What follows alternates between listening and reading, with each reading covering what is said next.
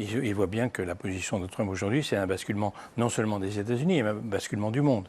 Renverser la charge de la preuve, traiter Zelensky d'agresseur alors que c'est Poutine l'agresseur, traiter Zelensky de dictateur alors que le dictateur c'est Poutine. Et puis surtout, les Américains ont été très marqués comme nous par la séance dans le bureau ovale qui était surréaliste, voilà, celle qu'on voit sur l'écran. Il n'y a pas les Américains qui le disent, ça? Il faut que ce soit vous qui le disiez. Alors c'est ça qui est assez extraordinaire. Voilà, c'est la deuxième raison, et c'est ce que disait l'un des intervenants dans le petit film, c'est qu'aujourd'hui, les politiques américains, les gens aux États-Unis disent mais pourquoi il faut que ce soit un sénateur français qui dise ça? Vous avez trouvé les bons mots en fait. Et les politiques américains ne le disent pas. Pourquoi? Parce que les républicains, dont certains sont d'accord avec nous, avec moi, sont tétanisés. Ils ont la trouille de Trump, la trouille des élections de midterm. Les démocrates, ils pourraient le lire.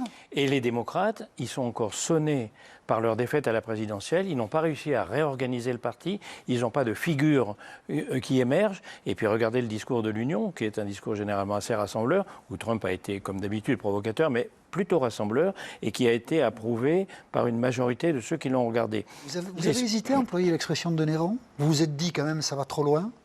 Ah, pas une... Alors, écoutez, si moi je commence à hésiter et que je laisse Trump employer des expressions tout avait l'air bien ciselé 10 fois quand même, plus choc. Oui, mais alors ciselé violentes. une fois que c'est posé sur le papier.